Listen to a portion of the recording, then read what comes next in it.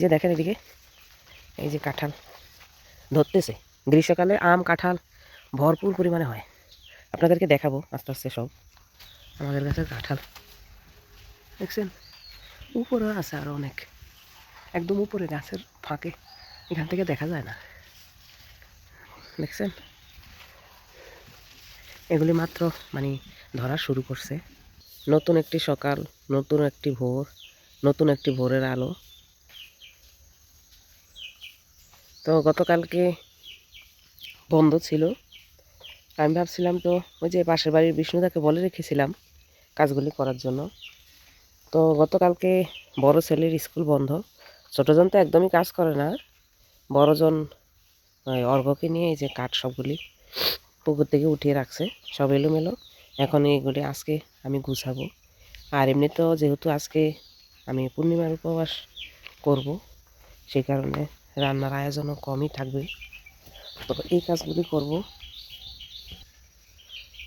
দেখেন ছেলে কিভাবে এসব করছে, একটু হাঁটার জায়গাটাও রাখে নাই যে ঘর থেকে বের হয়ে পিছনের দিকে আসা যাবে। আজকে এত প্রচুর পরিমাণে কুয়াশা পড়ছে। তো লাকড়িতেও দেখেন আমি যখন রান্না করি অনেক লাকড়ি আছে, বাট জাল ধরানোর জন্য পাতার খুব দরকার, শুকনো পাতা নাই। এই যে এগুলো কেটে এনে রাখছি। আমাদের লাকড়ি কিনতে হয় না, আমাদের যে গাছ এগুলি যেগুলি অকজ গাছ, এই যে দেখেন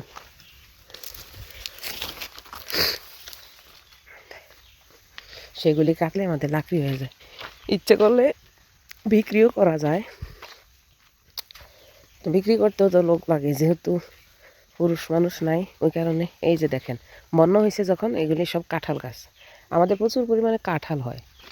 এই যে দেখেন এদিকে এই যে কাঁঠাল ধরতেছে। গ্রীষ্মকালে আম কাঁঠাল ভরপুর পরিমাণে হয়। আপনাদেরকে দেখাবো আস্তে আস্তে সব। আরও কাঁঠাল গাছ আছে, কাঁঠাল গাছ আছে প্রচুর। এটা শুধু আমার বাড়ির পিছনের দিকটা। তো আমাদের আরও জায়গা আছে, আমার আরও দুই দেবর যেখানে থাকে ওদের ওইখানেও অনেক গাছ আছে। আমি আসলে ওই দিকটা খুব বেশি একটা যাওয়া হয় না। এই যে এবার বন্যা হয়েছে, ফলন কম, তারপরেও মাত্র ধরা শুরু করছে। আজকে এত প্রচুর পরিমাণে কুয়াশা, দেখেন কুয়াশার জন্য কিছুই দেখা যাচ্ছে না। দেখছেন কুয়াশার অবস্থা, এত পরিমাণে কুয়াশা পড়তেছে।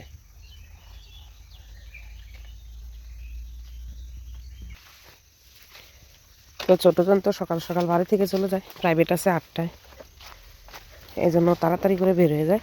তো আমারও সকাল সকাল উঠতে হয়, এই জন্য সকাল সকাল রান্না করতে হয়। পুজো থাকলে এমনিতেও তো একটু শরীর দুর্বল লাগে। এই দেখেন কাঁঠাল, আমাদের গাছের কাঁঠাল দেখছেন উপরে আছে আরও অনেক, একদম উপরে গাছের ফাঁকে, এখান থেকে দেখা যায় না। দেখছেন এগুলি মাত্র ধরা শুরু করছে। দিনকার মতো রুটিন, সকালবেলা ঘুম থেকে উঠে ছেলেরা স্কুলে যাবে ভেবেই রুটি করে ওদেরকে পাঠিয়ে দিয়েছি। তো আজকে স্কুল ছিল না, প্রান্তিকের প্রাইভেট ছিল। তো রুটি করে খাইয়ে দেওয়ার পর সকালবেলা অনেক কুয়াশা ছিল, অনেক ঠান্ডাও লাগতেছিল, যার কারণে প্রতিদিনকার মতো আমার লেট করা। রুটি করে আবার গিয়ে শুয়েছিলাম অনেকক্ষণ, 10টা-11টার দিকে উঠছি। তারপরে দেরি তাড়াহুড়া, আর আজকে মাঘী পূর্ণিমার বন্ধ ছিল ওদের। তো আমি আগামীকালকে পূর্ণিমার উপবাস করব, সেইভাবে আজকে নিরামিষ রান্নার আয়োজন। যার কারণে আজকে আবার সব ধোয়া মোছা, চুলা, ঘরের সব কিছু ওগুলি করতে অনেকটা সময় লেগে গেছে আমার। তো এখন মুগ ডাল দিয়ে মূলা দিয়ে রান্না করেছি, আর সব কিছু দিয়ে একটা 5 মিনিট শাকের সবজি রান্না করেছি। আর এখন এই যে সয়াবিন আলুর দম রান্না করতেছি। আর যেহেতু কালকে উপবাস, সেই কারণে আজকে আর আমিষ রান্না করলাম না, নিরামিষ রান্না করলাম। তো আমাদের বাড়ির অর্ঘ্যকে চিনে নিই, আগে পরে দেখেছেন ওকে, সারাদিন কাকার সাথে থাকে। তো অর্ঘ্যকে বলছি আমাদের সাথে দুপুরবেলা খেতে। আমার রান্না মোটামুটি প্রায় শেষ, এখন আমরা সবাই মিলে খাবো। তো আমাদের সাথেই থাকুন। আমাদের কাকা খাচ্ছে দুনিয়ার সেরা কাকা, সরকারি কাকা। কাকার মাও খাচ্ছে। দাওয়াত ছিল আমার ঘরে, এখন আমার আজকে দাওয়াত, কিন্তু আজকে ধুমধাম হবে খাওয়া। দেখেন, এখানে হলো চিকেন রোস্ট, এখানে হলো ঝাল মাংস।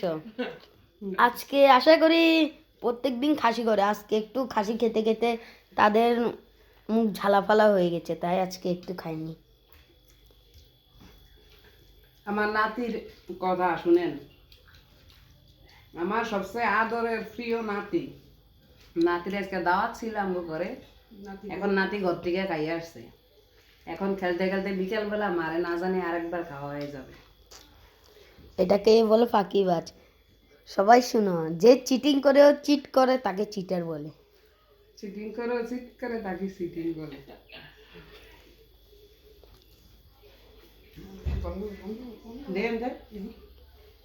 চিহ্ন চিহ্ন দেহ, তিনি আগে খেয়ে ফেলেন 10 জনের খাবার, তবুও দেখেন প্যান্টটাকে কেমন চিকন, এত চিকন কেন, তার প্যান্টটাও ঠিক মতো সামলিয়ে রাখতে পারে না। লজ্জা পেয়েছে।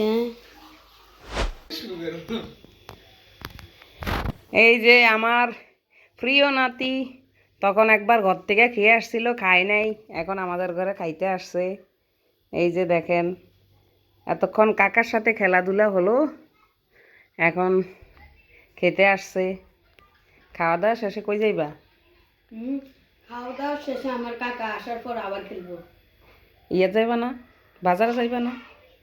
টাকা দিলাম না নান রুটি খাইতে। দেখি যেতে পারি।